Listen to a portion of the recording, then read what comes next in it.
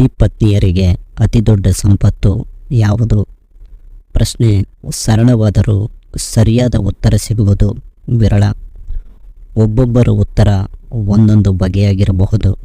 ಒಂದೊಂದು ದೇಶದವರ ಉತ್ತರ ಒಂದೊಂದು ರೀತಿಯಾಗಿರಬಹುದು. ಈ ಪ್ರಶ್ನೆಗೆ ಉತ್ತರ ಸಿಗುವ ಇಸ್ರೇಲಿನ ಕಥೆಯೊಂದು ನಿಮ್ಮ ಮುಂದೆ. ಇಸ್ರೇಲಿನಲ್ಲೊಬ್ಬ ಶ್ರೀಮಂತರಿದ್ದರಂತೆ. ಅವರ ಪತ್ನಿಯು ಶ್ರೀಮಂತ ಕುಟುಂಬದಿಂದ ಬಂದಿದ್ದ ಸ್ಫುರದ್ರೂಪಿ ಹೆಣ್ಣು ಮಗಳು. ಆದರೆ ಮದುವೆಯಾಗಿ ಅನೇಕ ವರ್ಷಗಳಾದರೂ ಅವರಿಗೆ ಮಕ್ಕಳಾಗಲಿರಲಿಲ್ಲ. ಆ ಶ್ರೀಮಂತರಿಗೆ ತಮ್ಮ ಆಸ್ತಿಪಾಸ್ತಿಗೆ ಒಬ್ಬ ಉತ್ತರಾಧಿಕಾರಿ ಬೇಕಿತ್ತು. ಹಾಗಾಗಿ ಅವರು ತಮ್ಮ ಹಾಲಿ ಪತ್ನಿಗೆ ವಿವಾಹ ವಿಚ್ಛೇದನವನ್ನು ಕೊಟ್ಟು ಮತ್ತೊಬ್ಬಾಕೆಯನ್ನು ಮದುವೆಯಾಗಲು ಯೋಚಿಸಿದರು. ತಮ್ಮ ಧರ್ಮಗುರುಗಳಾದ ರಬ್ಬಾಯಿಯವರ ಬಳಿ ಹೋಗಿ ಅವರು ತಮ್ಮ ಯೋಜನೆಯನ್ನು ಹಂಚಿಕೊಂಡರು. ರಬ್ಬಾಯಿಯರವರು, ನಿಮ್ಮ ವಿವಾಹವನ್ನು ವಿಜೃಂಭಣೆಯಿಂದ ಆಚರಿಸಿಕೊಂಡಿದ್ದೀರಿ. ಈಗ ವಿವಾಹ ವಿಚ್ಛೇದನವನ್ನು ವಿಜೃಂಭಣೆಯಿಂದ ಆಚರಿಸಿಕೊಳ್ಳಿ ಎಂಬ ಸಲಹೆಯನ್ನು ಕೊಟ್ಟರು. ಗುರುಗಳ ಮಾತನ್ನು ಕೇಳಿ ತಕ್ಷಣ ಭಾರಿ ಔತಣಕೂಟವನ್ನು ಏರ್ಪಡಿಸಿದ. ಬಂಧು ಮಿತ್ರರು ನೆಂಟಿಷ್ಟರನ್ನೆಲ್ಲ ಕರೆಸಿದ. ಔತಣಕೂಟಕ್ಕಿಂತ ಮುಂಚೆ ಶ್ರೀಮಂತರು ತಮ್ಮ ಪತ್ನಿಯನ್ನು ಕರೆದು ತಾವು ಆಕೆಗೆ ವಿವಾಹ ವಿಚ್ಛೇದನವನ್ನು ಕೊಡುತ್ತಿರುವುದರ ಬಗ್ಗೆ ತಿಳಿಸಿದರು.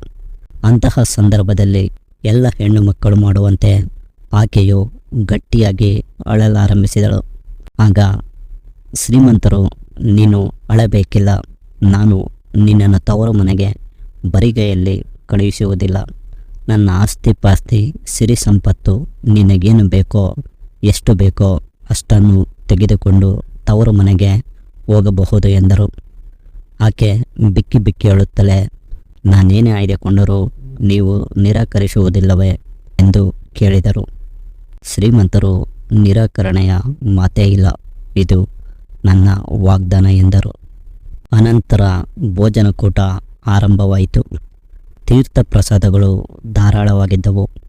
ಅಳುತ್ತಿದ್ದ ಪತ್ನಿಯು ಪತಿಯ ಬಳಿಯೇ ನಿಂತುಕೊಂಡು ಉಪಚರಿಸುತ್ತಾ ಮದ್ಯಪಾನವನ್ನು ಕುಡಿಸಿದ್ದು ತಮ್ಮ ಸಮಸ್ಯೆ ಸುಲಭವಾಗಿ ಪರಿಹಾರವಾಯಿತೆನ್ನುವ ಸಂತಸದಲ್ಲಿ ಪತಿಯು ಕುಡಿದಿದ್ದು ಎಷ್ಟು ಕುಡಿದರೋ ಅವರಿಗೆ ಗೊತ್ತಾಗಲೇ ಇಲ್ಲ. ಕೊನೆಗೆ ಪ್ರಜ್ಞೆ ತಪ್ಪಿ ಬಿದ್ದಿದ್ದು ಗೊತ್ತಾಗಲಿಲ್ಲ. ಮುಂಜಾನೆ ಪತಿಗೆ ಎಚ್ಚರವಾದಾಗ ಅವರು ತಮ್ಮ ಪತ್ನಿಯ ತವರು ಮನೆಯಲ್ಲಿದ್ದರು. ಎದುರಿಗೆ ಅವರ ಪತ್ನಿ ನಿಂತಿದ್ದರು.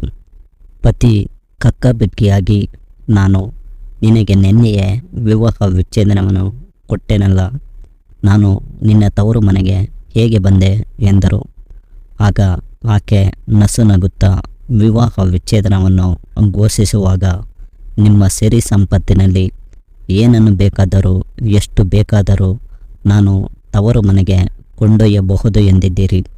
ನನಗೆ ಅವು ಯಾವುದೂ ಬೇಡವಾಗಿತ್ತು. ನನಗೆ ಬೇಕಾದದ್ದು ನೀವು ಮಾತ್ರ. ಪತ್ನಿಗೆ ತನ್ನ ಪತಿಗಿಂತ ಮಿಗಿಲಾದ ಸಂಪತ್ತು ಮತ್ಯಾವುದೂ ಇಲ್ಲ. ಆದ್ದರಿಂದ ನಾನು ನಿಮ್ಮನ್ನೇ ಆರಿಸಿಕೊಂಡೆ.